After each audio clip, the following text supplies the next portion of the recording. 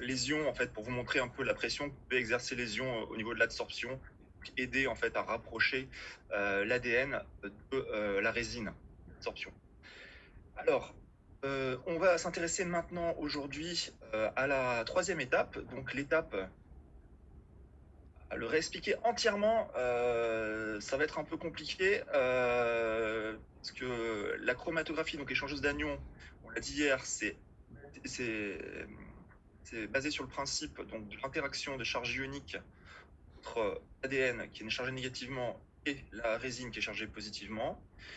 Pour la chromatographie d'absorption, il y a le même principe en termes de charge, il y a une interaction entre l'ADN et la résine, mais il y a également d'autres interactions plus faibles, comme les forces de Van der Waals, évoquées hier. Surtout, en fait, la fixation de l'ADN à la matrice se fait en forte concentration ionique. Et grosso modo, il faut imaginer que cette forte concentration ionique, donc cette présence forte de molécules et d'ions dans la solution, va forcer l'ADN à se rapprocher de la résine. Donc c'est ça une des différences entre l'absorption et la fixation. Entre l'absorption et la chromatographie échangeuse d'anions. La chromatographie échangeuse d'anions, c'est seulement lors de l'élution que vous rajoutez une forte force ionique. Il y a un point précis que vous ne comprenez pas dans ce schéma, n'hésitez pas, vous mettez un petit mot sur le forum. Donc je le rappelle pour tous, privilégiez le forum pour les questions, que je puisse répondre à tout le monde, parce que souvent, vos questions, elles intéressent une personne. Donc, mettez-les sur le forum plutôt que de m'envoyer un email. Comme ça, tout le monde aura droit aux réponses. Donc, on est dans la troisième étape, l'étape de précipitation. Et donc, il s'agit ici de purifier l'ADN. On vient juste d'extraire l'ADN à proprement parler. Maintenant, on va vouloir le purifier, cet ADN. Vous allez voir que la technique qu'on va utiliser pour purifier l'ADN, en fait, c'est très proche du salting out, c'est-à-dire il va s'agir d'une précipitation avec des sels. Donc le principe est exactement le même. Donc là, il y a juste du texte. Je vais grosso modo lire les principales lignes, mais vous verrez que c'est plutôt simple à comprendre. L'idée est donc toujours de rajouter de l'éthanol et des ions. L'éthanol, je vous rappelle que l'ADN n'est pas soluble dans l'éthanol. Et on va rajouter des ions donc, pour favoriser le rapprochement des molécules d'ADN. Je rappelle que les ions chargés positivement vont atténuer du coup les charges négatives des molécules d'ADN et vont permettre aux molécules d'ADN de se rapprocher. Ce qui est indiqué en plus dans cette diapositive, eh bien, c'est l'autre alcool qu'on peut utiliser, qui est l'isopropanol. Donc, cette précipitation peut se faire à l'éthanol ou à l'isopropanol. Donc, l'autre précision, c'est que le sel, donc l'acétate de sodium qui était utilisé dans le sorting out, ici, en fait, il peut être de nature un peu plus variée. Et qu'on peut utiliser aussi du NaCl, du LiCl, donc du chlorure de lithium, du chlorure de sodium, l'acétate d'ammonium, l'acétate de sodium, donc on avait déjà vu dans le salting out. Donc, ce qui est important, que je ne vais pas vous préciser ici, c'est que les concentrations précises et l'utilisation de certains de ces ions permettent une précipitation sélective de différents types d'ADN. Je ne vais pas rentrer dans le détail aujourd'hui, je veux juste que vous reteniez, c'est l'existence de ces différents ions qui peuvent être utilisés. Donc, il faut savoir, donc dans l'acétate de sodium, vous savez que c'est le Na+, qui est chargé positivement, NaCl, je ne vous fais pas un dessin, et LiCl, bien sûr, c'est Li, Li+, les ions lithium. Acétate d'ammonium, bien sûr, c'est les ions ammonium, NH4+, qui vont être appliqués. Donc, suite à l'ajout de sel et en présence d'éthanol, si vous centrifugez, eh bien, vous allez obtenir un culot d'acide nucléique. Donc, très concrètement, vous verrez quoi quand vous regardez votre tube? Vous verrez le liquide et l'éthanol et le mélange d'eau. Et au fond de votre tube, vous verrez une petite tache blanche, un petit précipité blanc qui correspond à votre ADN. L'idée ensuite, pour récupérer l'ADN, ce qui n'est pas noté, enfin si c'est noté ici, pardon. Donc ensuite, ce qu'il faut faire, une fois que vous avez votre culot d'ADN blanc, bien, c'est éliminer surnageant, donc tout l'éthanol et l'eau, et de rajouter bien, un tampon pour resuspendre votre ADN, c'est-à-dire le mettre maintenant le remettre en solution. Donc rajouter une solution dans laquelle l'ADN est soluble. Maintenant, vous l'avez isolé, maintenant vous voulez le resolubiliser, parce que pour pouvoir le manipuler, il faut qu'il soit à l'état liquide. Et donc ce que vous faites, c'est que vous rajoutez, alors ça peut être de l'eau, simplement, tenant un agent chélateur.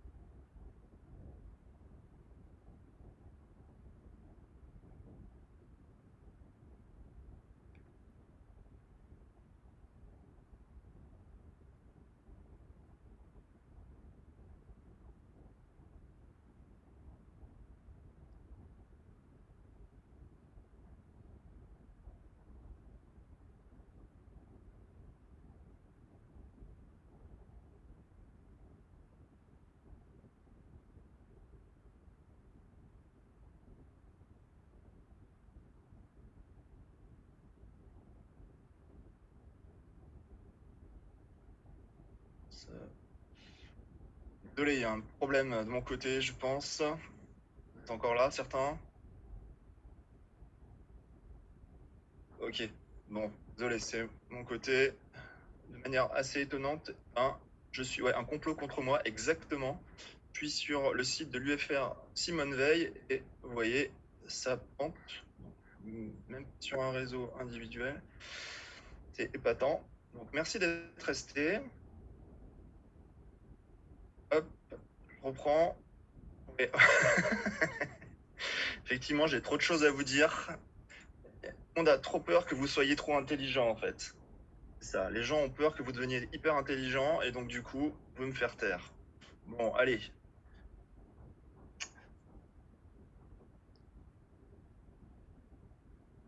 Euh, Alors, par rapport au couvre-feu, c'est une bonne question. Alors, je ne sais pas s'il y a besoin d'attestation. Non, il n'y a pas de problème de café. Je ne sais pas s'il y a de problème d'attestation par rapport au couvre-feu pour les TP. Effectivement, c'est une bonne question. Je vais vérifier ça. Comment on gère la problématique. Je pense, de ce que j'ai entendu, normalement, si vous pouvez justifier que votre emploi du temps universitaire était jusqu'à 17h30, donc si vous avez sur votre smartphone votre emploi du temps, normalement, ça fait ça fait office de justificatif.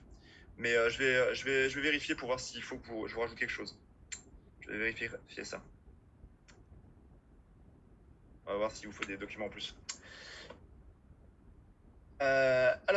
Donc nous en étions à donc cette histoire donc de resuspension de l'ADN au final. Donc vous aviez un culot d'ADN et donc vous devez le resuspendre, le mettre en solution. Et donc l'eau c'est très bien. Vous pouvez aussi utiliser d'autres tampons. Par exemple le TE c'est un tampon dit TRIS DTA. Okay. Et donc ce tampon TRIS DTA, le TRIS vous connaissez, hein, c'est une solution tampon qui est très utilisée pour les solutions biologiques. Ouais, donc effectivement, il y a une attestation. Ouais. Merci beaucoup. On va vérifier ça. Je vous remettrai un petit mail. Donc le tris EDTA ou de l'eau. Et donc le DTA, je vous rappelle, hein, c'est un agent chélateur qui permet donc de capturer des ions chargés positivement qui demeureraient dans votre solution. Donc je vous rappelle, hein, tous ces diapositives, vous les avez sur Moodle. Hein. C'est pour ça que je vais un petit peu vite, que je ne vous dicte pas l'intégralité. C'est sur Moodle. Donc, on vient de voir l'extraction d'ADN chromosomique, donc, qui est dans le noyau des cellules eucaryotes, mais qui peut être aussi en fait l'ADN chromosomique des bactéries. Ce qu'on va voir maintenant dans la suite, eh bien, c'est le fameux ADN plasmidique, car on verra, il est très très très intéressant pour nous. Donc, la question qu'on peut se poser donc, naturellement, donc on est sur la partie B, ADN plasmidique. Donc pourquoi purifier cet ADN plasmidique? Parce que vous allez voir dans la suite du cours, et ce sera un peu l'objet de toute la suite de mon cours, eh bien, c'est que cet ADN plasmidique, on va l'utiliser pour faire ce qu'on appelle de l'ADN recombinant et fabriquer donc des nouveaux ADN et ainsi pouvoir synthétiser les protéines que l'on souhaite. Donc ADN recombinant, c'est une expression à retenir qui est très importante pour nous. Un ADN recombinant, c'est quoi? C'est un ADN qui n'est pas présent naturellement, qui n'existe pas dans la nature. Alors ADN plasmidique, vous devez le savoir. Donc ADN plasmidique, c'est un ADN circulaire qui est présent dans les bactéries et qui est porteur, en général, de gènes de résistance, par exemple. Gènes de résistance à des antibiotiques. C'est le grand classique. On en reparlera des ADN plasmidiques plus en détail. Hein. Pour l'instant, c'est juste un ADN qui est en plus dans la bactérie, en plus de son ADN chromosomique, et qui est surtout circulaire, qui est petit, et on va voir qu'on va pouvoir le manipuler, cet ADN plasmidique. Donc on va l'utiliser pour faire ce qu'on va appeler nous plus tard de l'ADN recombinant. Donc de l'ADN recombinant, c'est quoi? C'est de l'ADN qui n'est pas présent à l'état naturel, c'est de l'ADN qui a été fabriqué en laboratoire, donc modifié. Donc c'est pour ça que c'est très important de pouvoir purifier cet ADN plasmidique. Pour nous, c'est fondamental. Alors est-ce qu'il se situe au niveau du nucléoïde? C'est une très bonne question. Le nucléoïde, c'est souvent utilisé pour plutôt définir la localisation de l'ADN chromosomique. Et dans la plupart des schémas que vous verrez, l'ADN plasmidique, il est souvent un petit peu mis en exergue ailleurs dans la cellule. Et là, je vous avoue que c'est presque une colle. Je ne sais pas dans quelle mesure les plasmides vont être présents dans le nucléoïde. C'est certainement une proportion d'entre eux, mais c'est une colle. Je ne suis pas sûr qu'on sache exactement. Donc le nucléoïde, pour nous, ça sera essentiellement l'ADN chromosomique bactérien. Voilà. Alors, pour purifier cet ADN plasmidique, C'est de l'ADN, donc on va retrouver un peu les étapes qu'on a déjà vues. C'est pour ça que ça va aller un peu plus vite, vous allez voir.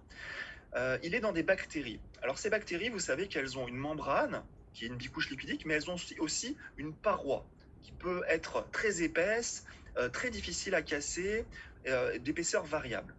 Et donc la première étape dans l'extraction d'ADN plasmidique, ça va être en fait de casser les cellules dans des conditions un petit peu violentes, que sont par exemple la présence de soude, qui va augmenter le pH très fortement, ici vous voyez pH 13, et de rajouter un détergent puissant qui est le SDS, qu'on a déjà vu.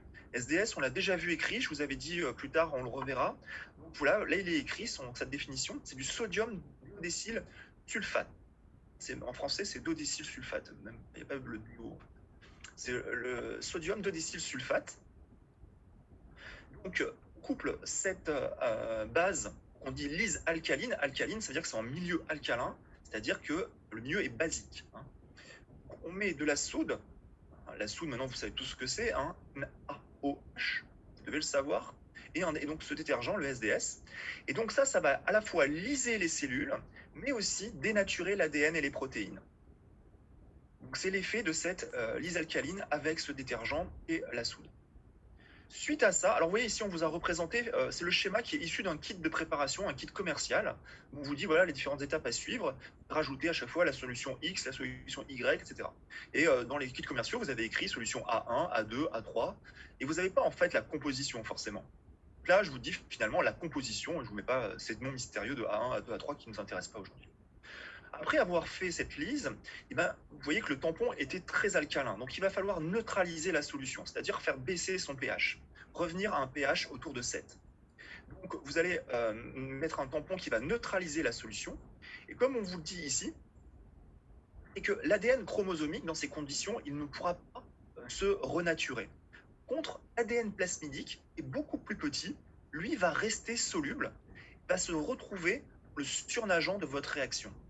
C'est-à-dire que vous allez avoir partie sombre, une espèce d'une zone turbide. Alors turbide, ça veut dire trouble, un liquide trouble, et une partie beaucoup plus claire, qu'on va appeler le lisa clair, dans lequel se trouve l'ADN plasmidique.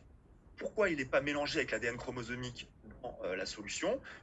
C'est parce qu'il est plus petit et il va rester donc soluble. Suite à cela, bien, on va faire ce qu'on a déjà fait. Vous voyez ici sur le petit schéma, vous voyez une espèce de petite colonne, là il y a une tache blanche. Genre, je vous ai mis des vraies colonnes à côté. À quoi ça ressemble, vous voyez, c'est de taille très variable, suivant la quantité d'ADN plasmidique que vous voulez préparer. Et donc, le lisa clair que vous venez de récupérer, vous allez le mettre sur une colonne. Et ces colonnes, eh ben, elles fonctionnent exactement comme on l'a déjà vu pour l'ADN chromosomique.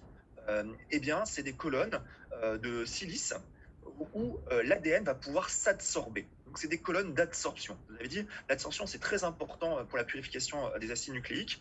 Et donc là, on retrouve ces colonnes d'adsorption pour purifier l'ADN plasmidique.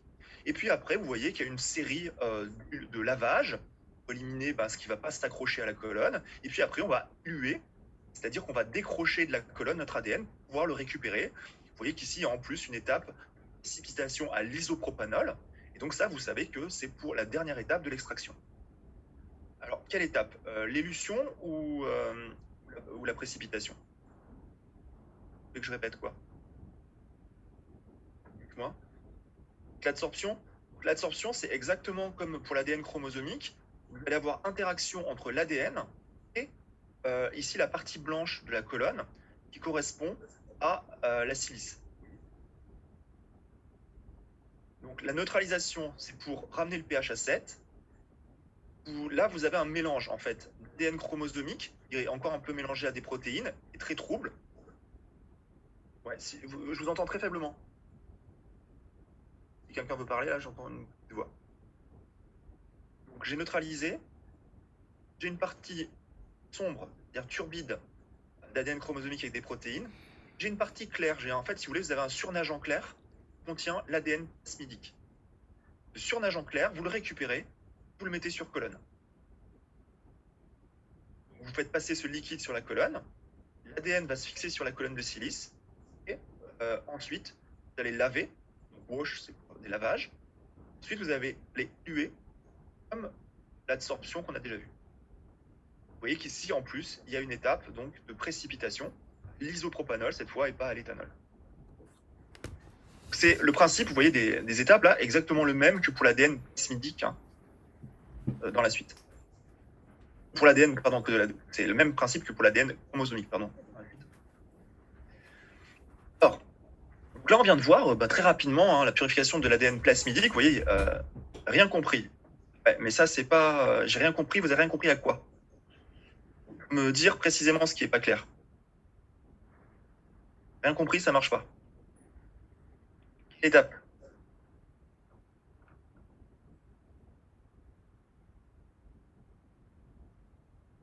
Alors, je recommence. La neutralisation, elle sert à baisser le pH. Vous voyez que le pH, il est à 13, donc il est très élevé. Ce qui est physiologique, c'est autour de pH 7. Donc si vous travaillez avec de l'ADN à pH 13, ça, vous ne pourrez rien faire avec dans le monde biologique. Le monde biologique est au niveau elle est à pH 7. Vous avez besoin de faire cette neutralisation.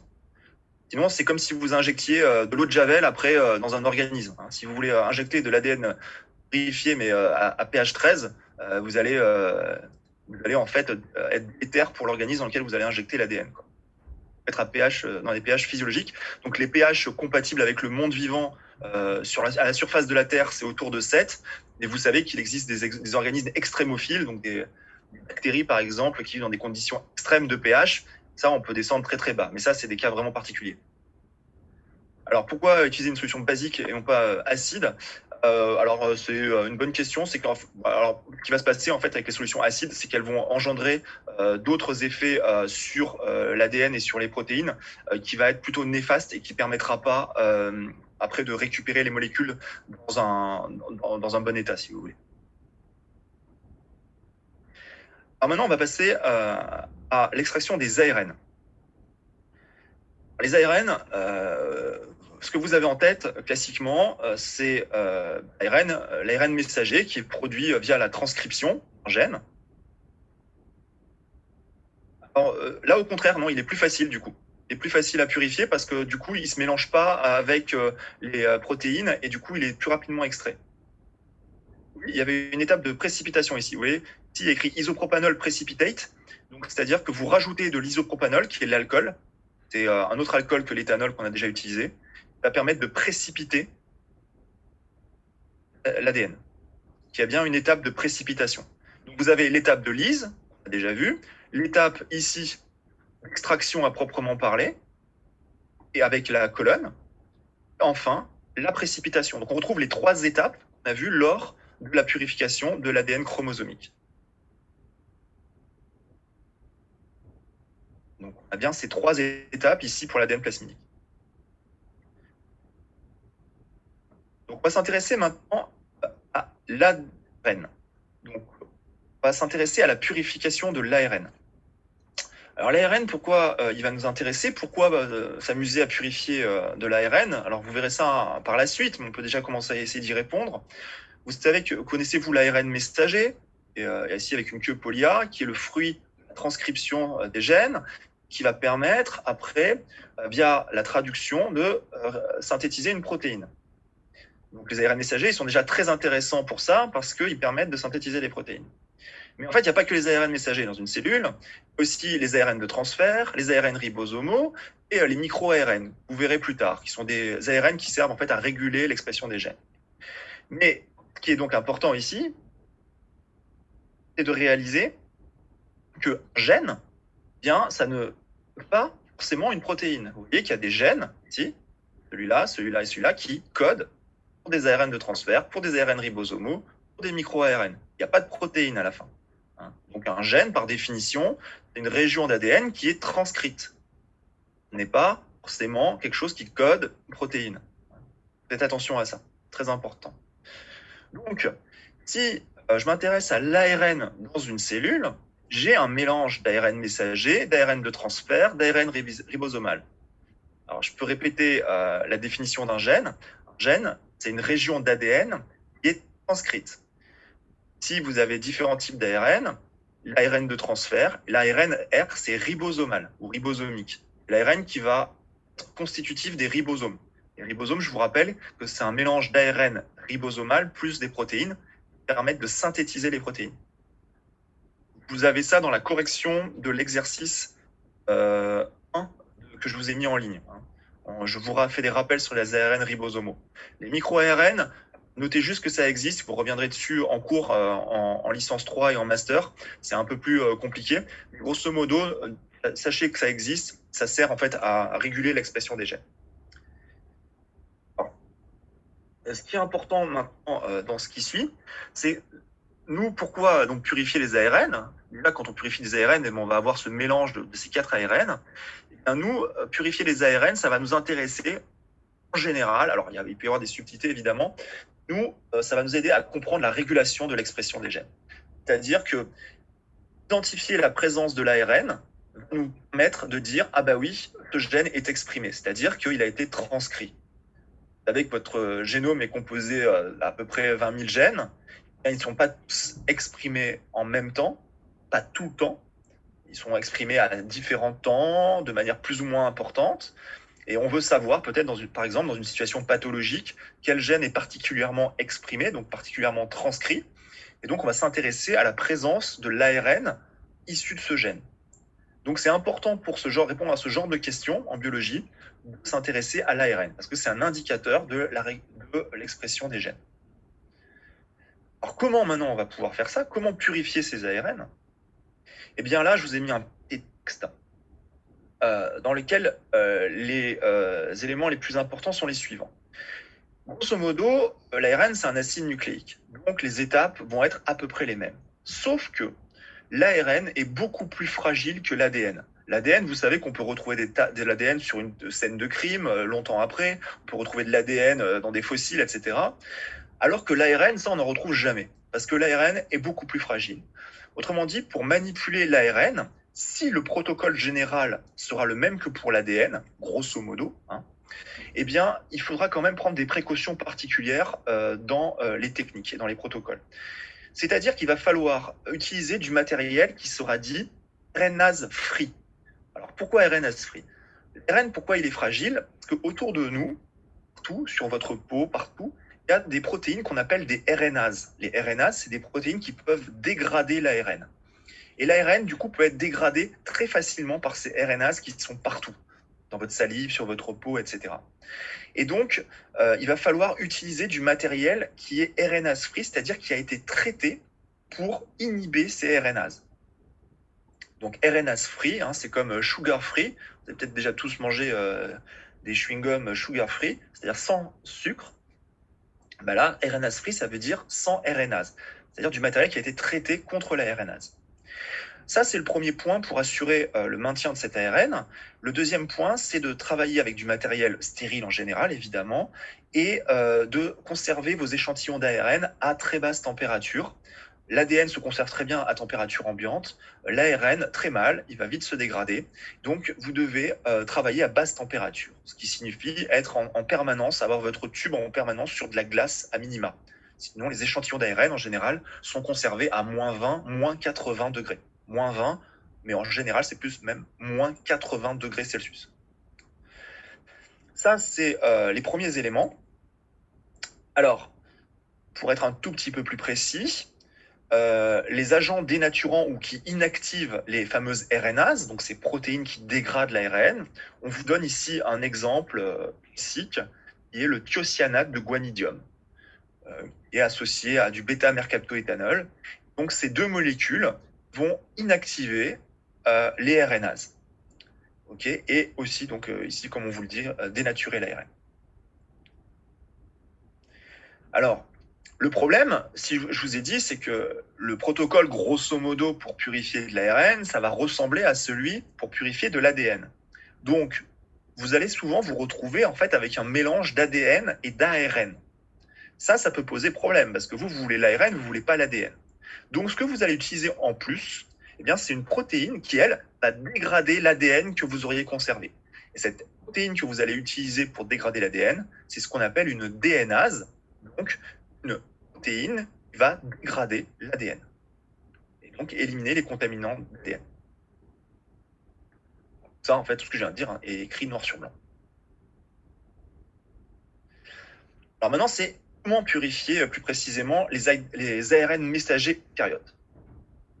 Oui, tout à fait. C'est exactement pour ça que le vaccin Covid à ARN doit être conservé à très basse température. Vous avez entièrement raison, j'aurais dû vous prendre ça comme exemple. Le vaccin à ARN, effectivement, il est composé d'ARN qui a été génétiquement modifié et il doit être conservé à basse température, exactement pour ces raisons-là, tout à fait. Vous avez entièrement raison. Donc c'est un très bon exemple, le vaccin ARN.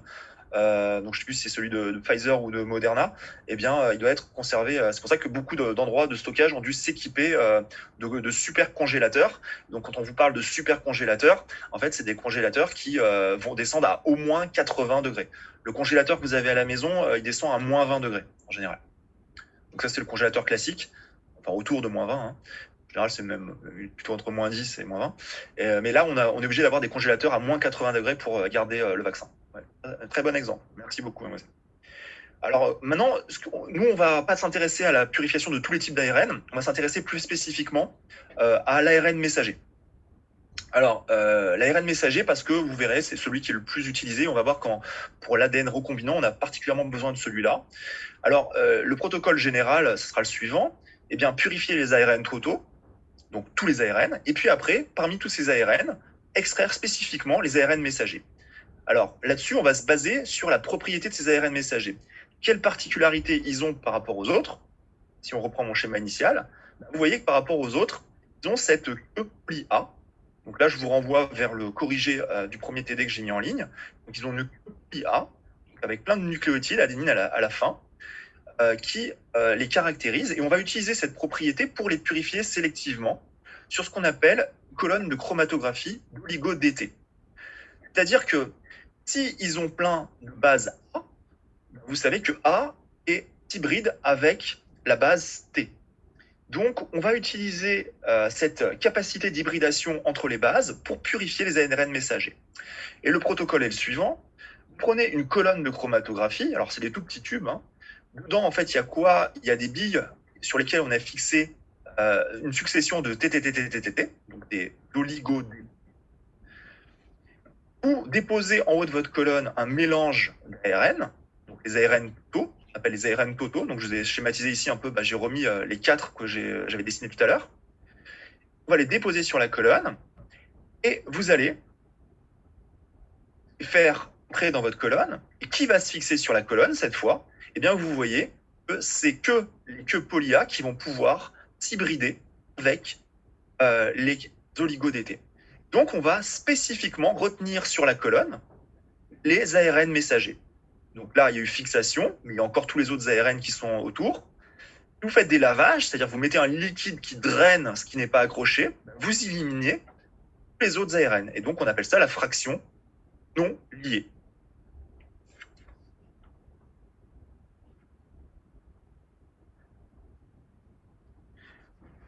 Une fois que vous avez lavé, eh ben, il faut maintenant récupérer vos ARN messagers. Ben, cette fois, ce que vous faites, c'est une élution. Alors l'élution, il va falloir utiliser certainement, vous en doutez, quelque chose qui va en prendre la place des ARN messagers. Je ne vais pas rentrer dans le détail aujourd'hui, c'est pas vraiment ce qui nous intéresse. En fait, vous faites varier le pH pour rompre les liaisons hydrogènes qui sont entre les bases. Je vous rappelle que l'hybridation entre les bases A et T se font via des liaisons hydrogènes. Je vous renvoie vers le corpus de Béissant, hein, les fameuses interactions Watson-Crick entre les bases. Donc, à la fin, vous récupérez un tube avec exclusivement des ARN messagers. Donc, c'est comme ça que vous pouvez sélectivement purifier des ARN messagers. Donc, c'est une chromatographie sur colonne de l'oligo-DT. Alors, vous voyez ici, donc l'élution, elle va se faire avec une concentration faible aussi d'ion. C'est pas le plus important ici. Alors, la fraction non liée contient quels autres ARN? La non liée, elle contient tous les autres qu'on a vus tout à l'heure, c'est-à-dire les ARN ribosomaux, les ARN de transfert et les micro-ARN, les 3 autres que j'avais mis sur la figure, sauf les ARN messagers. Alors, voilà, je viens de pas compris ce qu'on avait fait avant ça, c'est-à-dire si on a purifié les ARN totaux, C'est-à-dire qu'on a utilisé à peu près les mêmes techniques que pour l'ADN chromosomique. Vous avez lysé les cellules, vous avez extrait les acides nucléiques. Donc vous avez fait les mêmes étapes, c'est-à-dire lyse des cellules, extraction des acides nucléiques et précipitation des acides nucléiques. Tout ce qu'on a fait avant ça. Donc avant ça, on a fait les 3 étapes de purification des acides nucléiques classiques. On a déjà vu pour l'ADN chromosomique. Lyse, extraction à proprement parler, précipitation. Quand on a fait ça, on a les ARN totaux. Les ARN totaux, maintenant pour séparer des ARN totaux, c'est-à-dire de tous les types d'ARN, les ARN messagers, on fait la colonne d'oligo-DT.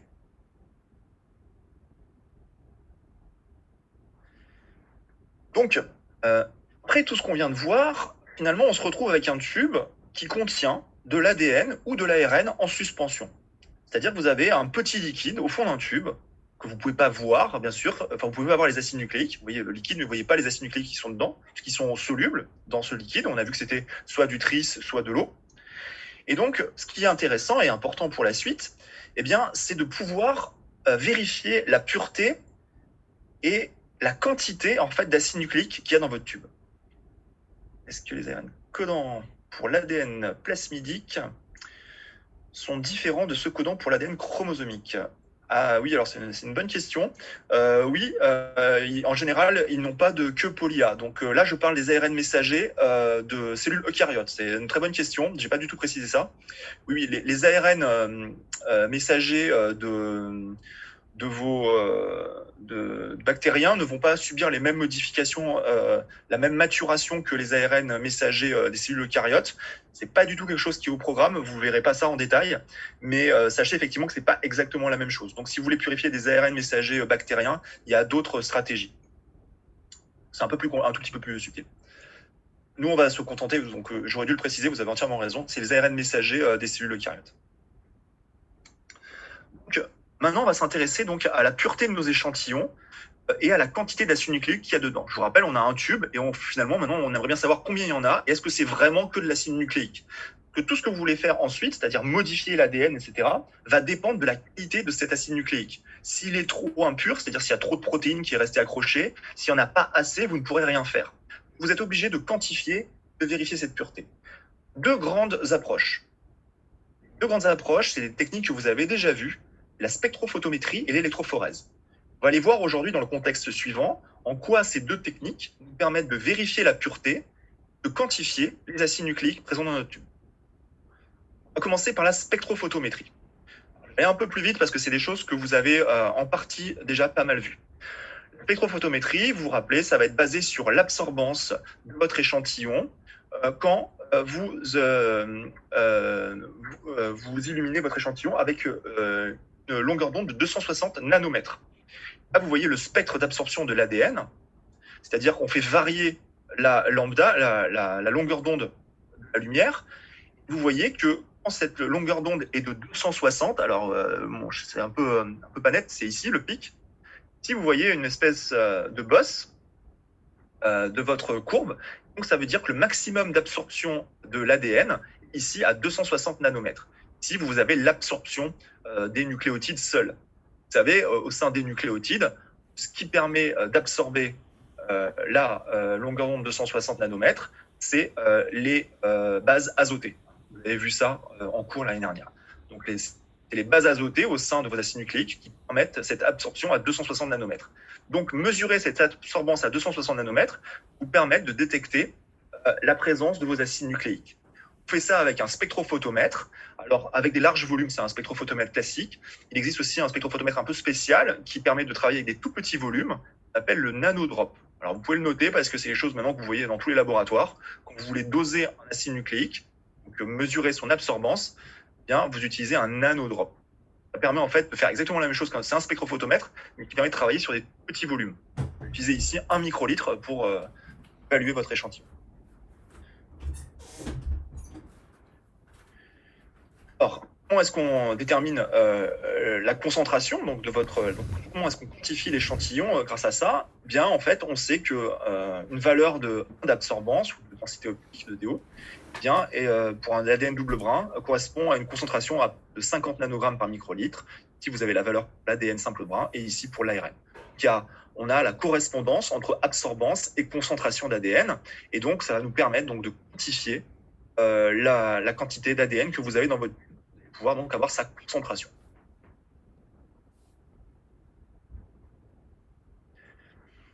Ça, c'est pour la partie quantification grâce à la spectrophotométrie. Maintenant, il faut s'intéresser à la partie pureté. Je sais que j'ai une certaine quantité d'ADN, mais est-ce qu'il est vraiment pur? Est-ce qu'il n'y a que de l'ADN ou est-ce qu'il y a d'autres choses qui sont accrochées à mon ADN?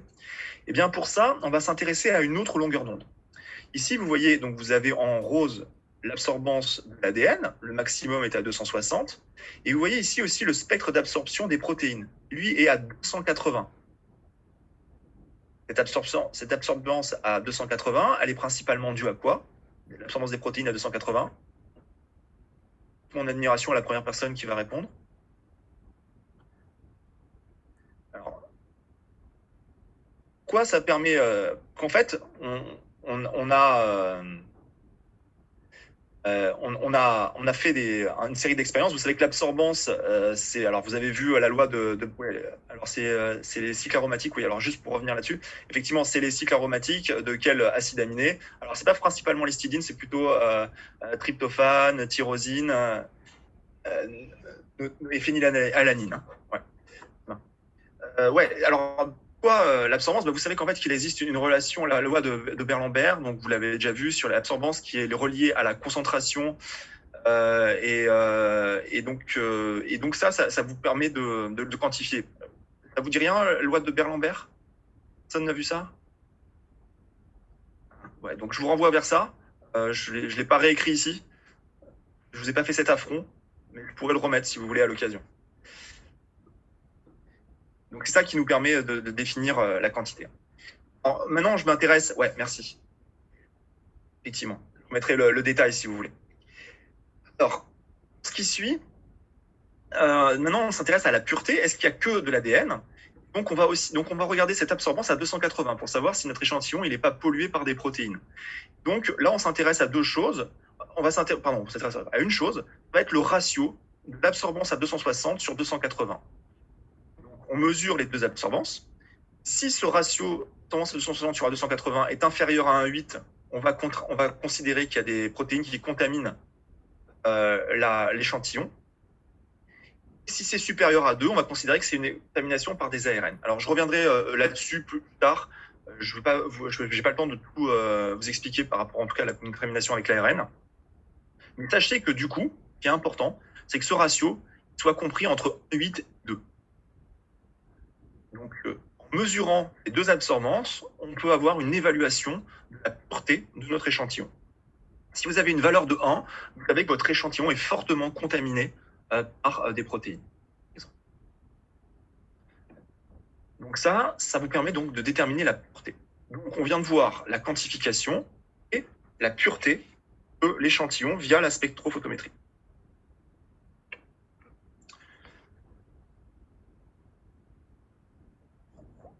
Pour qu'il soit pur, on doit trouver quelle valeur? Alors pour qu'il soit pur, on doit trouver, vous voyez, une valeur entre 1,8 et 2. C'est ce qui est écrit en bleu là.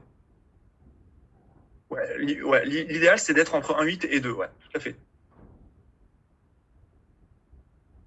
Ouais, il faut que ce soit le rapport. Hein. R, c'est juste le rapport des deux absorbances. Vous avez mesuré les deux absorbances. Il faut être entre 1,8 et 2. Alors, à 280 nanomètres, je vous répète, c'est l'absorbance des protéines. À 280 nanomètres, c'est le petit vert ici, l'absorbance des protéines, qui est due en fait aux acides aminés cycles aromatiques comme la phénylalanine et le tryptophane. Ça, je vous renvoie vers le corpus de Béissan où c'est réexpliqué l'absorbance à 280 nanomètres comme l'absorbance à 260 nanomètres. La deuxième stratégie, c'est l'électrophorèse. Alors cette partie-là, je vais vous laisser la lire en détail. C'est la partie mathématisante de l'électrophorèse qui m'intéresse pas trop aujourd'hui et qu'on n'utilisera pas à proprement parler, mais que vous devez connaître, c'est-à-dire entre guillemets les relations linéaires qui existent entre migration dans un gel d'électrophorèse, champ électrique et taille des molécules. Vous allez voir que nous on va aller un peu, enfin, et point isoélectrique aussi des molécules. C'est pas ce qu'on va pratiquer au jour le jour, donc c'est pas vraiment ce qui nous intéresse. Le 1,8 et 2, c'est pas en rapport forcément avec le graphique, c'est général. le 1,8 et 2, c'est pas en rapport avec le graphique. Parce que vous avez calculé le rapport, vous avez fait 1,4 sur 1, c'est ça? Vous avez fait 1,4 sur 1 et on trouve effectivement. En fait, là, c'est juste des spectres théoriques des, de l'absorbance de l'ADN et de la protéine. Donc, c'est pas du tout là appliqué sur un échelon en particulier. C'est un spectre global d'absorbance de l'ADN et là, c'est un spectre global de l'absorbance des protéines. C'est juste pour montrer le maximum d'absorption de l'ADN et des protéines. Merci. Exactement, Raphaël. Donc ici, je vous dis, hein, c'est la théorie, c'est pas vraiment ce qui va nous intéresser, mais que vous devez avoir en tête. Donc vous devez l'apprendre, pas m'éterniser dessus, mais apprenez ce petit laïus qui vous réexplique les relations linéaires. Alors, moi, je vais m'intéresser de manière un peu plus pratique à la technique.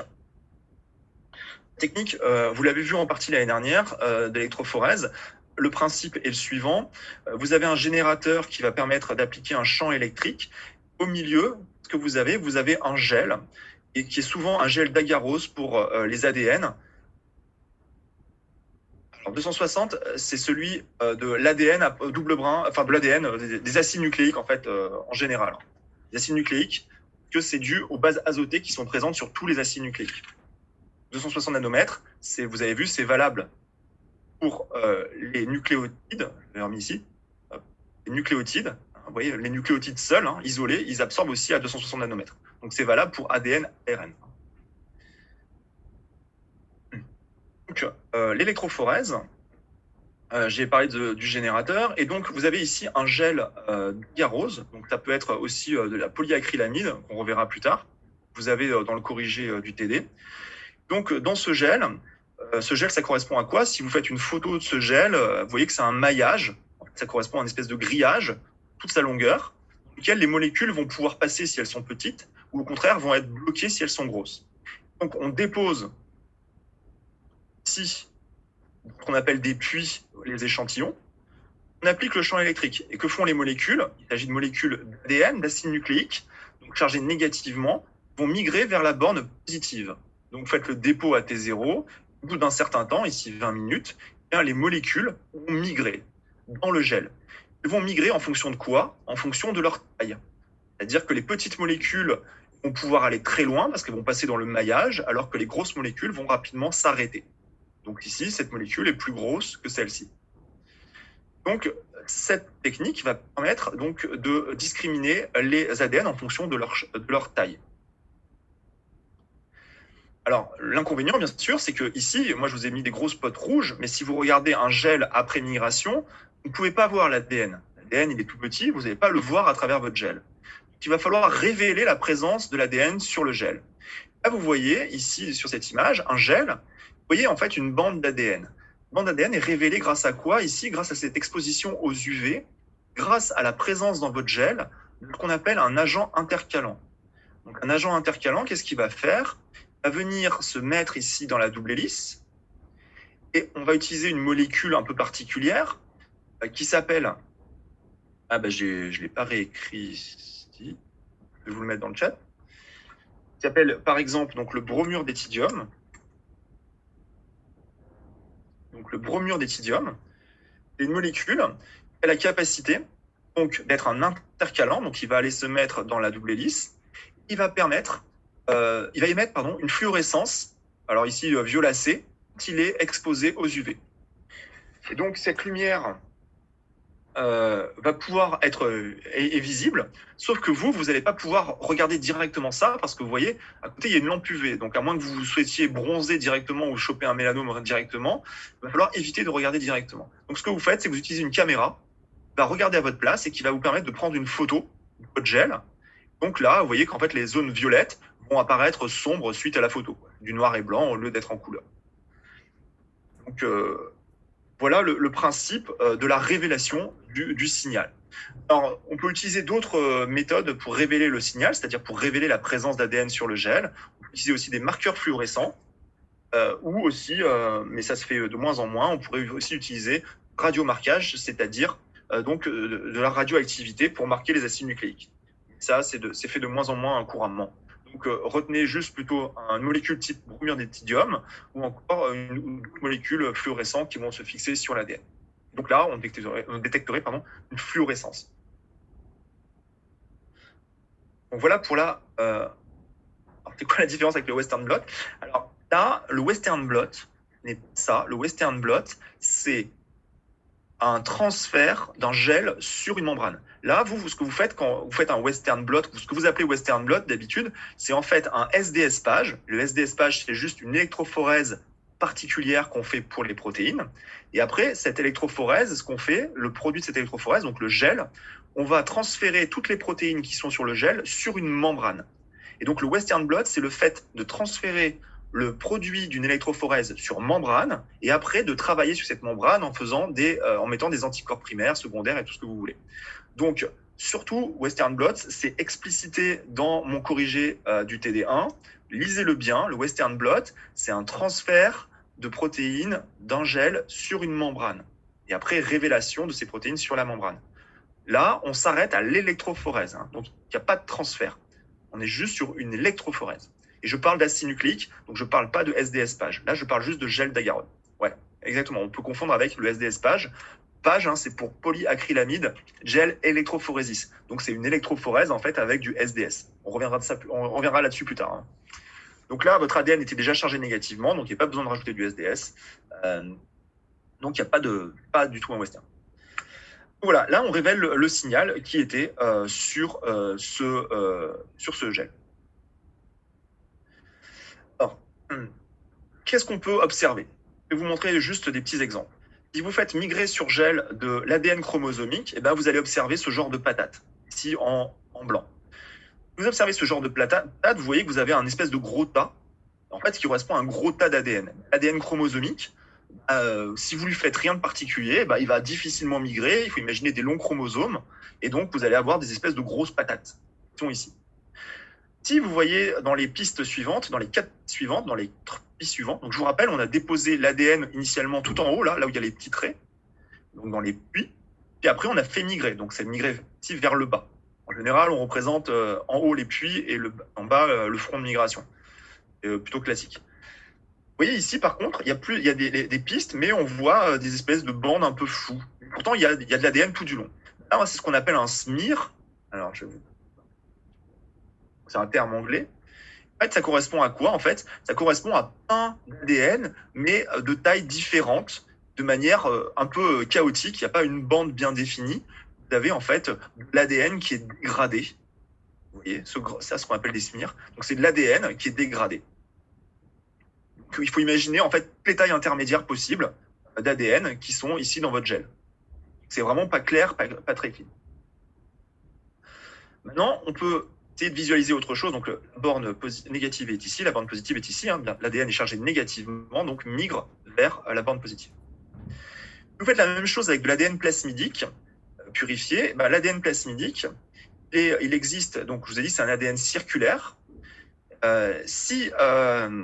Il est circulaire relaxé. Alors, relaxé, ça veut dire qu'il y a un des deux brins qui a été clivé. On reviendra là-dessus plus tard, mais grosso modo, imaginez un ADN circulaire, comme ceci. Il va migrer à une certaine taille, et là, vous voyez une bande bien définie. S'il est linéarisé, c'est-à-dire qu'on l'a coupé à un seul endroit, il va migrer un peu plus loin. Pourquoi? Parce que, vous voyez, il va pouvoir passer plus facilement dans les mailles du gel. Mais quand vous avez de l'ADN plasmidique, vous pouvez observer aussi une autre bande, un peu plus loin, qui, elle, correspond à une forme super enroulée de votre plasmide. Donc, il faut imaginer ici la forme circulaire, mais super enroulée. Grosso modo, le fait qu'elle se super enroule va la rendre toute petite, et elle va pouvoir passer entre les mailles du filet. Elle va faire ces espèces de grosses patates, ici. Donc ça, c'est la forme super enroulée de l'ADN plasmide. Donc, voilà des choses qu'on peut observer sur des gels d'électrophorèse pour les acides nucléiques. Je vous rappelle, en TP de clonage, vous ferez un gel et vous ferez des photos, etc. On s'intéresse sur la pureté de notre échantillon. Ici, vous avez plusieurs choses sur ce gel. Quand on fait migrer sur un gel, ici, vous avez un échantillon que l'on a fait migrer, donc c'est la piste 2. Et en piste 1, vous voyez plein de bandes de taille très, très bien définies Ça, c'est un mélange de molécules qu'on achète dans le commerce. Grosso modo, on vous vend des morceaux d'ADN de taille définie, de taille déjà précise, déjà délimitée, qui sont dans un petit tube. Et donc, vous achetez un mélange d'acides nucléiques de taille prédéfinie. Surtout, ces tailles prédéfinies, elles ont été synthétisées pour ça, qu'elles vous donnent en fait une échelle de taille. On vous dit, la bande ici la plus forte, c'est celle qui fait 1650 de base. Donc, je vais rajouter ceci. Donc, A, c'est ce qu'on appelle les marqueurs de masse moléculaire, vendus dans le commerce, et ça va vous servir de référence, c'est ça, exactement, ça va vous servir de référence. Et ici, en B, vous avez fait migrer votre échantillon à analyser. Votre échantillon, vous voulez déterminer sa taille. Alors déjà, vous voyez, dans votre échantillon, il y a 1, 2, 3, 4 bandes. Donc, est-ce que vous avez un fragment pur d'ADN? La réponse, c'est non. Effectivement, il n'y a pas un fragment d'ADN, vous avez plusieurs fragments. Donc là, déjà, ça, vous voyez, ça nous permet de voir la pureté de notre acide nucléique. On sait qu'il n'y a pas un seul type de fragment, il y a plusieurs fragments. Donc, c'est notre échantillon à analyser. Ce qu'on va vouloir faire, c'est déterminer, en fait... Excusez-moi, je suis passé un peu vite là. Là, j'étais sur la pureté. On voit plusieurs bandes. Donc, il n'y a pas... C'est pas... qui a été purifié ici, c'est 1, 2, 3, au moins 3 ou 4 bandes. Donc, on n'a pas une seule bande. Donc, on peut voir que ce n'est pas un fragment d'ADN pur, il y a plusieurs fragments d'ADN. Premier point. Le deuxième point maintenant, c'est que le gel d'électrophorèse va vous permettre de déterminer la taille de ces fragments d'ADN. Déterminer la taille de ces fragments d'ADN, bien, on va encore utiliser nos gènes de référence, nos marqueurs moléculaires, de masse moléculaire, nos fragments de référence. Nous, quand on regarde cette bande, on se dit, tiens, elle est entre 1000 et 1650 paires de bases. Donc, elle doit faire environ 1500 paires de bases. Sauf que vous voyez, quand ça migre sur un gel, ici, les fragments de haut poids moléculaire, ils sont regroupés. Ceux de petits poids moléculaires, ils vont s'espacer énormément. Donc, ce n'est pas directement linéaire. C'est-à-dire que si je représente ça sur un graphique, distance de migration en fonction de la taille du fragment, je vais obtenir ce genre de choses. Tous les fragments de forte taille, de grande taille, vont s'accumuler à une faible distance, c'est-à-dire ici. Tous ceux qui vont avoir des petites tailles vont pouvoir migrer très très très loin, et vous voyez que ça s'étend sur une très grande distance. Donc, cette courbe, elle va difficilement nous permettre, vous voyez, d'évaluer correctement la taille, parce que ce qu'on va être tenté de faire, c'est de se dire, celui-là, il migre à cette distance-là, celui-là, il migre à cette distance-là. Moi, je vais mesurer la distance de migration de mon fragment. Donc, je vais mesurer cette distance X que j'ai notée là. Je vais regarder sur mon graphique. X correspond à quelle taille? Je suis en plein milieu de la courbe, là. Si vous voulez déterminer la taille correspondante, là, vous avez une grosse dose d'imprécision que vous êtes en plein dans la courbe. Donc, ce n'est pas précis. Donc, ce qu'on fait dans ces cas-là, c'est qu'on linéarise en représentant le logarithme de la masse moléculaire, de la taille de vos fragments. C'est-à-dire que vous représentez cette fois non pas la taille en fonction de la distance de migration, mais vous représentez log de la taille en fonction de la distance de migration. L'axe des abscisses n'a pas changé. Ce qui change, c'est l'axe des ordonnées. Et qu'en fait, ici, vous avez une échelle logarithmique. Donc là, comme c'est une droite, cette fois, ça va vous permettre une meilleure estimation de la taille de votre échantillon. Donc, sur un gel, on peut aussi donc déterminer la taille de nos fragments. Enfin, vous pourrez aussi, on a dit qu'on vous cherchait des techniques pour quantifier l'ADN. Si on veut quantifier l'ADN, alors là, sur gel, c'est quelque chose d'assez approximatif, mais ça se fait. Donc, je vais vous l'expliquer rapidement. Grosso modo, ce qu'on fait, c'est que ici, vous avez vos marqueurs de poids moléculaire. Et je vous ai dit, c'est quelque chose de commercial que vous achetez. Donc, la concentration de chaque fragment d'ADN du marqueur moléculaire est connue. Je vais vous donner un exemple. Ici, si vous prenez cet échantillon, vous dit dans le tube que vous avez acheté, il y a 100 nanogrammes de fragments de 2000 paires de base. Donc, le fragment de 2000 paires de base, c'est lui, là. Donc, c'est cette bande-là, cette intensité-là. Cette bande-là. Donc là, vous savez qu'il y en a 100 nanogrammes dans 1 microlitre. Vous, sur le gel, on va dire que pour faire simple, que vous avez mis 1 microlitre justement de ces marqueurs de poids moléculaire. Désolé, il y a une coquille là, c'est marqueur, c'est QU, hein, évidemment. Donc, vous avez mis 1 microlitre des marqueurs de poids moléculaire. Donc, en fait, vous avez mis 100 nanogrammes du fragment de 200 de paires de bases. Donc là, en fait, quand je regarde ici sur mon gel, il y a 100 nanogrammes d'ADN. Regarde cette bande. Bien, quantifier sur gel, ça veut dire quoi? Ça veut dire que vous allez regarder l'intensité de cette bande-là, par exemple, regardez l'intensité de la bande qui vous intéresse. Si je prends le fragment que j'ai évalué tout à l'heure, celui-là, celui qui fait 1150 paires de bases, celui qui est ici, je vois qu'il a à peu près la même intensité que celui-là. Donc je vais dire qu'il a à peu près 100 nanogrammes de ce fragment. Ça me permet d'évaluer la quantité d'ADN. Vous voyez que c'est très précis, comme quantification, c'est assez approximatif. Ça vous donne une idée, en fait, de votre quantité d'ADN, de manière très précise. Monsieur, j'ai une question. Oui. Mais du coup, en fait, vous savez exactement la quantité de chaque paire de bases? Ouais, de chaque fragment en A, ouais. Donc ça, vous connaissez ça? Alors, en fait, quand vous... Allez-y. Allez-y.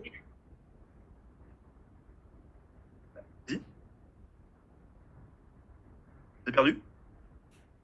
Non, je vous écoute. Et donc, en fait, on connaît la quantité de chacun des fragments ici en A.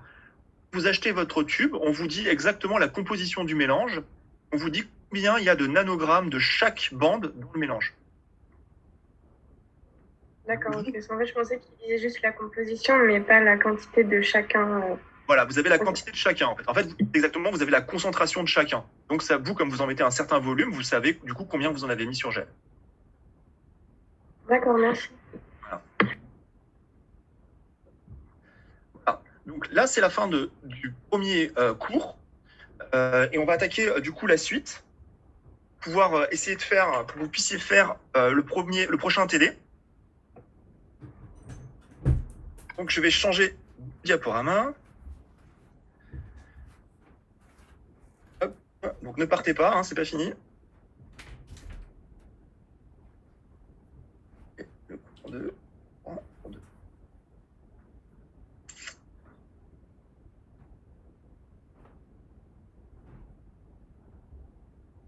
Pourquoi j'arrive pas?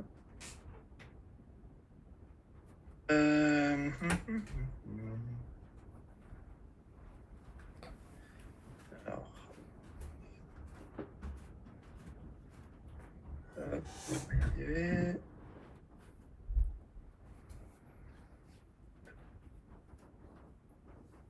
Ok.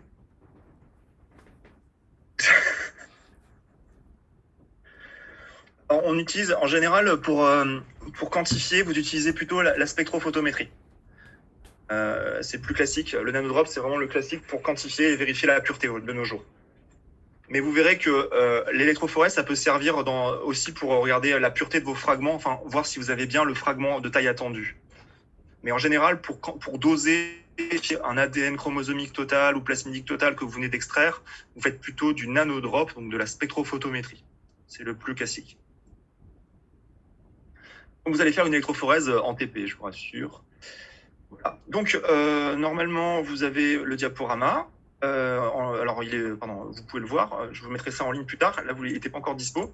Donc ce qu'on vient de voir ici, à la fin de ce premier cours, c'est comment à la fin, avoir dans un tube de l'ADN chromosomique, de l'ADN plasmidique ou des ARN. Bon, ça c'est sympa, mais en soi, ça ne nous rend pas forcément heureux. Nous, ce qu'on veut faire avec ça, c'est plein de choses. Chose qu'on veut faire, eh bien, ce qu'on veut faire, au final, je vous rappelle, pourquoi s'intéresser à l'ADN, à part regarder Jurassic Park, ou faire des films comme Jurassic Park. Ce qui peut nous intéresser au final, c'est d'identifier une séquence d'ADN particulier, je vous rappelle, pour identifier un organisme, par exemple. Ce qui peut nous intéresser, c'est d'étudier l'expression des gènes. Ce qui peut nous intéresser aussi, c'est d'isoler une portion d'ADN pour pouvoir ensuite la modifier. Alors, là, ce que je vais faire, c'est que je vais faire une animation dans cette diapositive qui va aller assez vite. Je vous rassure, vous l'aurez sur... ça, c'est un autre cours ou c'est le même? C'est la deuxième, si vous voulez, c'est mon deuxième grand cours. C'est le deuxième grand chapitre de mon cours. Voilà. J'ai fait une première grande partie sur la purification des acides nucléiques Et là, je fais un deuxième grand cours sur ce que je vais appeler les outils de biologie moléculaire. Vous allez voir ça dans 2 secondes. Donc là, c'est l'introduction, hein, juste.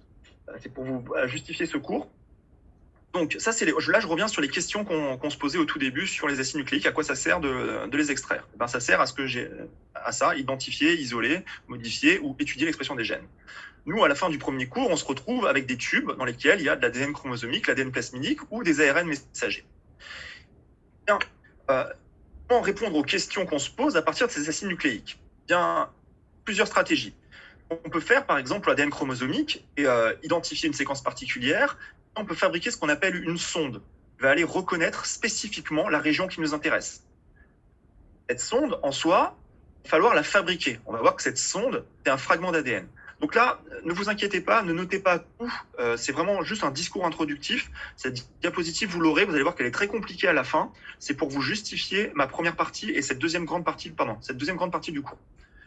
Donc, on va fabriquer une sonde pour reconnaître la séquence d'ADN qui nous intéresse. Cette technique, où la sonde est fluorescente, vous verrez qu'elle s'appelle le FISH. Vous verrez ça plus tard. Ce qu'on pourrait faire, c'est au lieu de travailler sur l'ADN en entier, on pourrait couper cet ADN en petits morceaux, ensuite le faire migrer sur gel, regarder avec une sonde si le fragment correspond à la région qui nous intéresse. La différence entre ces 2 stratégies, c'est qu'ici, j'utilise directement les chromosomes.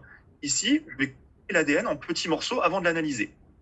Avec cette technique, on l'appelle le Southern blot. On verra ça plus tard. Mais je pourrais me dire aussi, en fait, mon signal, il est très très faible. Ce qu'il faut que je fasse dans un premier temps, c'est l'amplifier pour pouvoir le détecter. Amplifier une portion d'ADN, ça s'appelle faire PCR. Ça, vous connaissez tous maintenant avec les tests PCR qui existent pour le Covid. Donc, ça correspond en fait à amplifier une séquence d'acides nucléiques, pouvoir la détecter. En général, ce qu'on peut faire, soit on pourrait faire un gel d'électrophorèse ou en fait un séquençage pour reconnaître cette séquence. Ça, c'est pour identifier une séquence. Vous allez faire une PCR en TP. Il va y avoir une PCR dans le TP clonage. Ce qu'on peut faire aussi, donc pour étudier cette fois l'expression des gènes, oui, c'est une technique hyper classique maintenant. Même en TP, on peut le faire. Vous voyez, donc. Maintenant, si on s'intéresse à l'ARN messager, pour étudier l'expression des gènes, et pareil, pour savoir si un ARN messager est présent, on pourrait fabriquer une sonde qui va reconnaître cet ARN messager et nous dire s'il est là ou pas. Ça, c'est la technique qu'on verra qui s'appelle le Northern blot. On pourrait faire d'autres stratégies. Par exemple, l'ARN messager, on a dit qu'il était très fragile. Donc, c'est pas facile à manipuler. Donc, on pourrait le transformer en ADN et après l'analyser, PCR. Là, il va falloir transformer l'ARN messager en ADN. Donc, faire ce qu'on appelle l'ADN complémentaire. Donc, on va revoir ça, on va voir, et voir, c'est une autre stratégie. Alors ça, c'est pour répondre à certaines questions. Mais maintenant, pour répondre à la question, isoler une portion d'ADN ou modifier un gène, ça veut dire prendre une portion ici ou une portion ici, l'isoler. Pour ça, on va utiliser nos fameux ADN plasmidiques pour isoler le fragment d'ADN qui nous intéresse et ensuite pouvoir le modifier. Ça veut dire lui rajouter des choses, le muter, faire ce que l'on veut, et après, par exemple, le mettre dans un autre génome. Si vous voyez un chromosome dans lequel on a rajouté quelque chose. Bien là, faire ça, vous allez avoir besoin, faire tout ça, vous allez avoir besoin, en fait, d'enzymes. Ces expériences que je viens de vous présenter en 2 secondes, ce qui est absolument insupportable, mais qui correspond finalement à un panorama de ce que vous allez voir, eh bien, il va falloir en fait des enzymes. Pour synthétiser de l'ADN, il va falloir des polymérases. Pour couper de l'ADN, il va falloir ce qu'on appelle des endonucléases. Pour accrocher 2 fragments d'ADN différents, il va falloir ce qu'on appelle des ligases. Pour transformer de l'ARN messager en ADNC, il va falloir ce qu'on appelle une reverse transcriptase, etc., etc. Donc, il va falloir un grand panorama d'enzymes qui, vous le voyez, vont être en fait les outils majeurs que vous allez utiliser. Sans ces enzymes, vous ne pouvez pas faire grand-chose. Donc, on va voir, alors, juste pour un petit aparté, cet ADN ici était modifié ici ou ici, ce qu'on va appeler les ADN recombinants dans les futurs cours. Donc, je vous ai donné la définition tout à l'heure, mais les ADN recombinants sont ici, ici. C'est des ADN qui ont été modifiés, pas du tout les ADN originaux. Donc, le cours qu'on va faire maintenant, donc le grand cours 2, il va s'intéresser à quoi? Il va s'intéresser aux outils moléculaires pour analyser et modifier les acides nucléiques. Donc, ces outils moléculaires, c'est des enzymes, donc des protéines. Ça, c'est très important à garder en tête. Donc, on va étudier maintenant un ensemble de protéines qui vont nous permettre de manipuler l'ADN et les ARN. C'est ces outils maintenant que je vous propose de voir dans la suite du cours. Oui, ça peut marcher avec les deux. Ouais. Vous allez voir, les outils qu'on va utiliser, ils marchent avec ADN plasmidique et ADN chromosomique. Ouais. Tous les outils qu'on va voir là, c'est vraiment, si vous voulez, c'est la boîte à outils classique du biologiste en laboratoire. Vous allez voir qu'il y a plein d'applications liées à ces outils.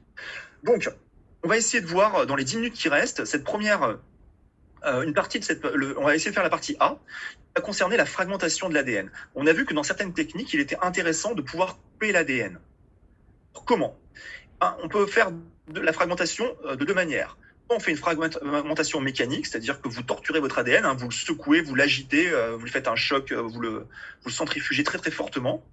Le problème, c'est que si ça casse juste mécaniquement, ça va casser à plein d'endroits différents et ça va être un peu aléatoire et donc non reproductible. Donc ça, c'est un peu problématique. Nous, ce qu'on va privilégier, c'est une fragmentation dite enzymatique. Parce que, comme on va le voir, cette fragmentation, elle est contrôlable et reproductible. Pour faire cette fragmentation enzymatique, on va utiliser ce qu'on appelle donc des enzymes de restriction qui suit. Enzymes de restriction, je rappelle, c'est des enzymes, donc c'est des protéines.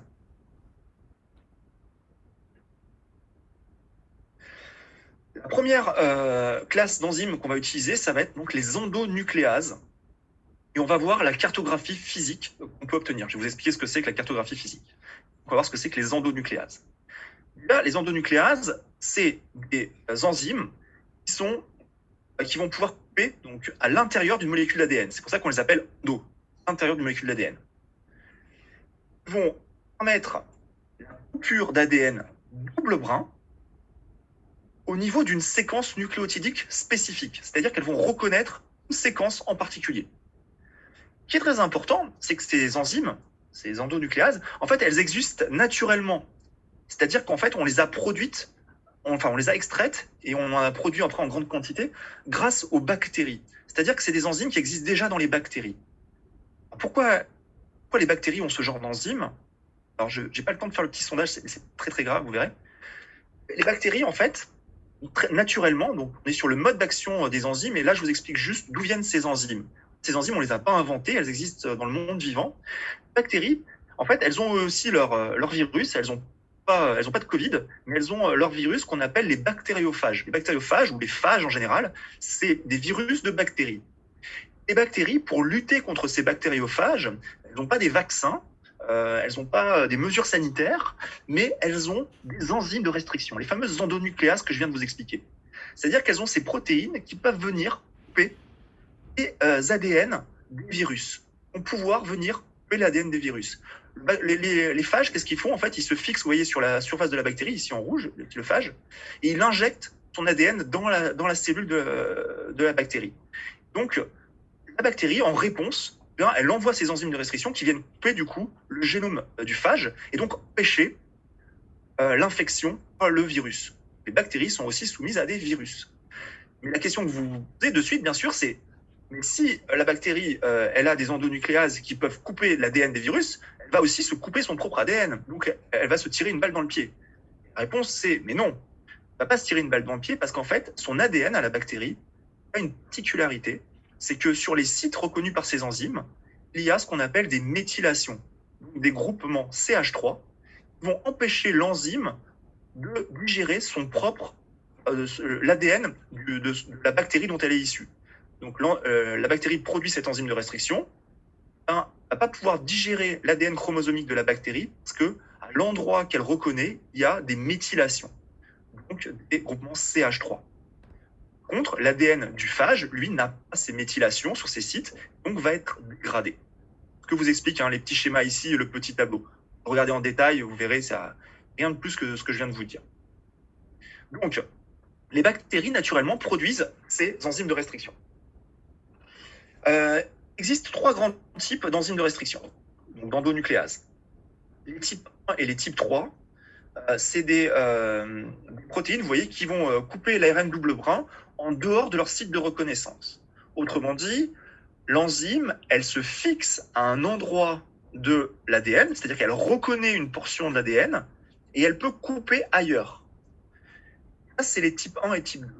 Les types 3, elles, vont reconnaître une séquence particulière qui est très proche, qui est l'endroit où elles vont couper. Pardon. Donc elles reconnaissent une séquence, et cette séquence qu'elles vont pouvoir couper. Type 1 et 3, elles reconnaissent un endroit et elles coupent ailleurs. 2, elles reconnaissent une séquence et c'est au niveau de cette séquence qu'elles vont couper.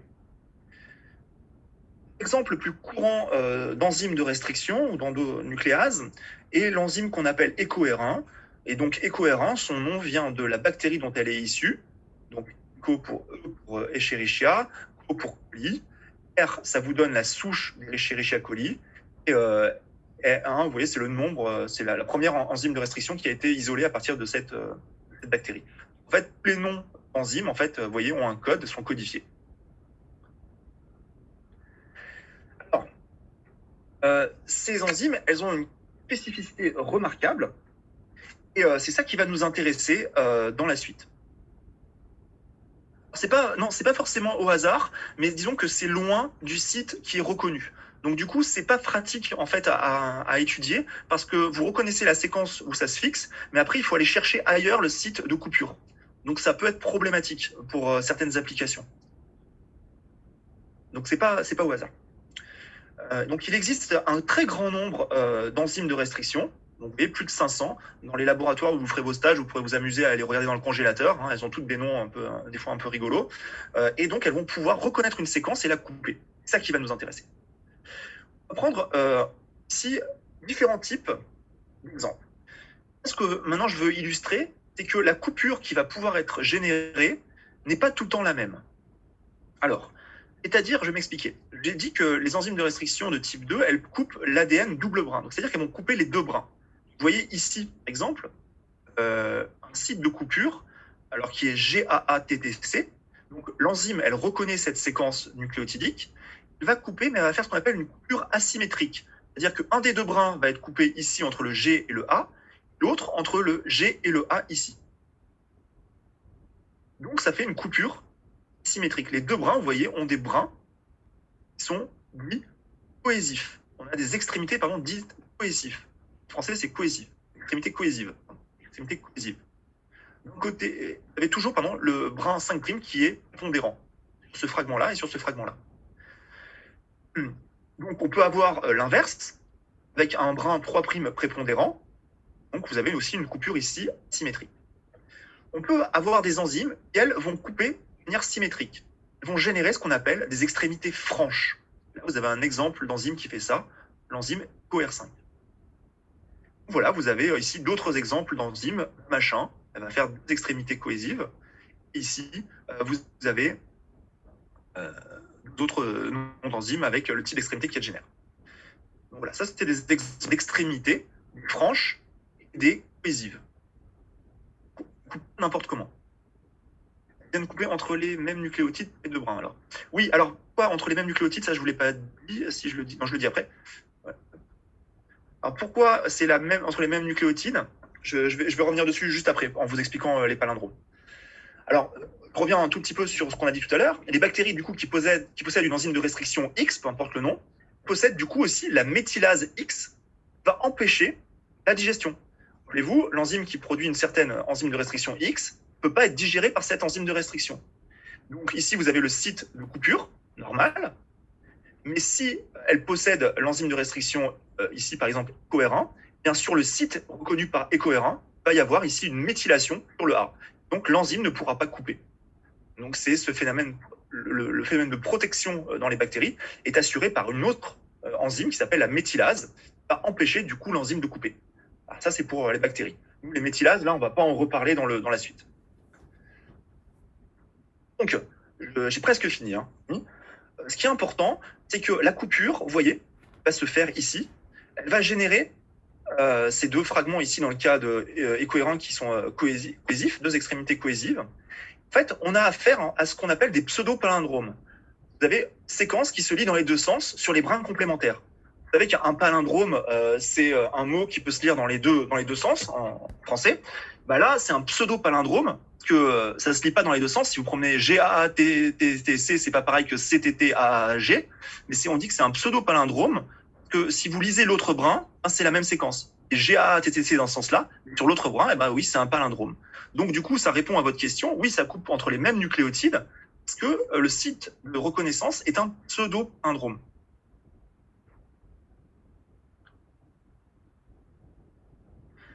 Alors, là, vous avez encore le même exemple avec EcoR1.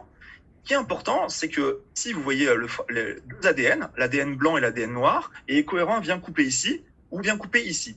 Une fois que vous avez coupé ici et ici, si les deux ADN ont été coupés par la même enzyme, peuvent ensuite bien se reconnaître, parce qu'ils sont complémentaires. Deux fragments d'ADN qui ont été coupés par la même enzyme, bien, peuvent s'apparier, parce que les sites de l'enzyme sont les mêmes. Presque fini, promis. Donc là, on parlera d'ADN recombiné parce que vous avez créé en fait un appariement entre deux ADN qui normalement n'étaient pas ensemble, l'ADN blanc et l'ADN noir. Ça, je reviendrai dessus plus tard. Je vais le laisser dans le cours, mais c'est pour la suite. C'est comment ça va vous expliquer comment du coup on va pouvoir générer de l'ADN recombinant. Je finis juste du coup sur ce qui va nous intéresser dans les TD à venir. C'est très important, on va le voir en TD. J'utilise juste cette dernière minute, promis. Après, je m'arrête. Du coup, si vous avez un ADN ici représenté par cette ligne noire, si vous faites une digestion totale, c'est-à-dire que tous les endroits qui peuvent être coupés par cette enzyme vont être coupés. Donc ça génère plein de fragments. Ici, vous faites une digestion partielle, c'est-à-dire que vous mettez un peu moins d'enzymes. Elle ne peut pas couper tous les endroits où elle peut couper. Du coup, vous aurez certaines régions qui ont été coupées. Donc là, c'est la différence entre digestion totale et digestion partielle. Digestion totale, l'enzyme a pu couper à tous ces sites de clivage. Digestion partielle, l'enzyme n'a pas coupé partout. Donc des fois, elle va couper à certains, et sur d'autres fragments, elle va couper à d'autres endroits. Ce qui est très, très important, c'est d'utiliser en fait ces sites de restriction pour dessiner ce qu'on appelle la carte physique d'un fragment d'ADN, c'est-à-dire finalement la position de ces sites de restriction. Le deuxième TD que vous allez faire va porter là-dessus, sur ces cartes physiques, sur la détermination de ces cartes physiques. Et une carte physique, c'est quoi? C'est, regardez ici, je vous en donne deux exemples, sur un ADN linéaire ou sur un ADN circulaire, c'est la position de différents sites de coupure des enzymes. Donc, grosso modo, réaliser la carte physique ou la carte de restriction d'un morceau d'ADN, c'est identifier les sites de coupure des différentes enzymes de restriction. Où est-ce qu'elles vont pouvoir couper? Comment est-ce qu'on fait ça? Vous allez le voir en TD en détail. Je finirai là-dessus, promis. Bien, vous allez prendre vos ADN, les mettre un petit peu dans un tube, un petit peu dans un autre, un petit peu dans un autre ombre. Vous allez mettre certaines enzymes. Du coup, si ça va vous générer certains fragments de tailles différentes, si avec l'enzyme B, ça va vous générer d'autres fragments, en pilant ces informations, vous, au final, vous allez pouvoir positionner des sites de restriction sur l'acide nucléique. Donc, à la fin, vous retrouverez avec cette carte de restriction qui vous dit où, quelle enzyme coupe, à quel endroit l'enzyme coupe sur votre fragment. Ah, je suis désolé pour les 2 minutes que j'ai pris en plus. Donc, c'est très important pour la suite. Je vais mettre ça en ligne. Et je vous souhaite une excellente fin de journée. Rappelez-vous que les TD sont tous en distanciel la semaine prochaine. Et les TP commencent pour certains groupes. Excellente fin de journée à vous. Si vous avez des questions, je reste connecté.